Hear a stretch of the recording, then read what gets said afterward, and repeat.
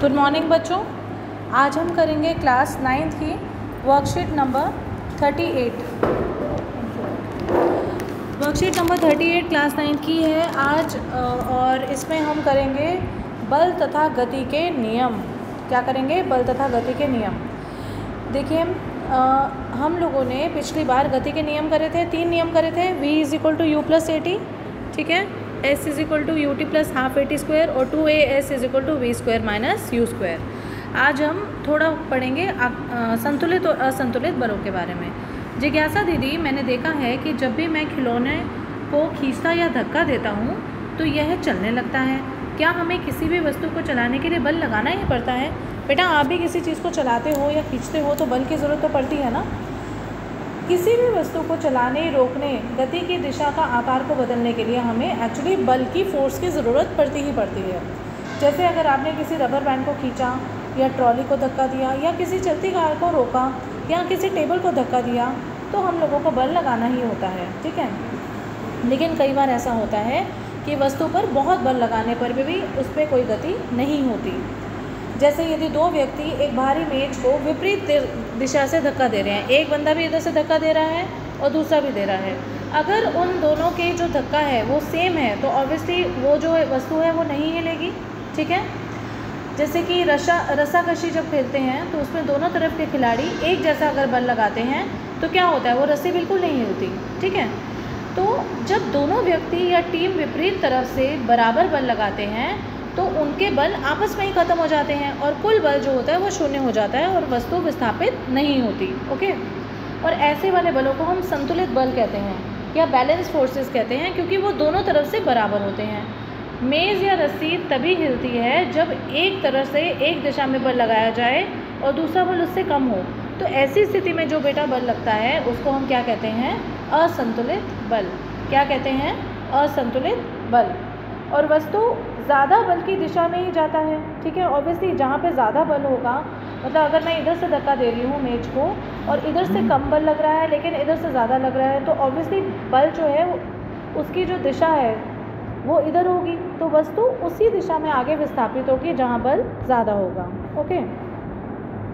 फिर है, कोई भी बल अकेला नहीं होता, बल हमेशा जोड़े में होते हैं। आपने सुना भी होगा एक्शन रिएक्शन। आज मैंने एक को एक्शन करा तो उसमें रिएक्शन दिया। जैसे हम बोट के अंदर घुसे, हमने पैर रखा तो जो वो बोट है या जो नाव है वो विपरीत दिशा में भागी। तो ये दोनों बल हमेशा विपरीत दिशा में कार्य करते हैं और जब भी दोनों में से एक बल दूसरे से ज़्यादा हो जाता है तभी गति होती है। ऑब्वियसली अगर मैं एक मेज़ को यहाँ अपनी तरफ से ज़्यादा धक्का दूँगी दूसरी दिशा में तो वो तभी जाएगा ना। और घर्षण बल हमेशा विपरीत दिशा में लगता है, ठीक है। घर्षण बल कौन सा होता है? जिसकी वजह से गति रुकती है, ठीक है। जैसे ब्रेक हो गए, ये घर्षण बल हो गया। आप जूते पहन के भाग रहे हो तो ये घर्षण बल हो गया, ठीक है। तो वो गति की विपरीत दिशा में हमेशा लगता है क्योंकि वो गति को रोकता है, ओके। जब तक वस्तु पर लगाए जाने वाला बल उसके घर्षण बल से अधिक होकर उसे असंतुलित नहीं करता तब तक वस्तु नहीं हिलती। ऑब्वियसली जब वस्तु पे जो लगाया जाने वाला बल है वो घर्षण बल को भी पार कर जाए, ठीक है, तो तब तक वो असंतुलित बल नहीं लगेगा और जब तक असंतुलित बल नहीं लगेगा तब तक वस्तु नहीं हिलेगी, ओके। किसी भी पिंड पर लगने वाला असंतुलित बल उसे गति प्रदान करता है। मतलब जो गति बनती है ना बेटा, जो गति होती है वो हमेशा असंतुलित बल के लगाने की वजह से ही होती है, ठीक है। मैंने वही वैसे रस्साकशी का एग्जाम्पल दिया, टेबल का दिया कि दोनों इक्वल धक्का दे रहे हैं तो कुछ ना होने वाला, ठीक है, कोई हिलेगी नहीं। चलो, आज के हमारे जो क्वेश्चन आंसर्स हैं उनको डिस्कस करते हैं। बल क्या क्या कर सकता है, उदाहरण सहित लिखिए। देखिए, बल की वजह से हम लोग कार चलाते हैं, आटा गूंथते हैं, रबर बैंड को खींचते हैं, ट्रॉली को धक्का देते हैं, ठीक है। घर्षण बल किस दिशा में कार्य करता है? गति के हमेशा विपरीत दिशा में।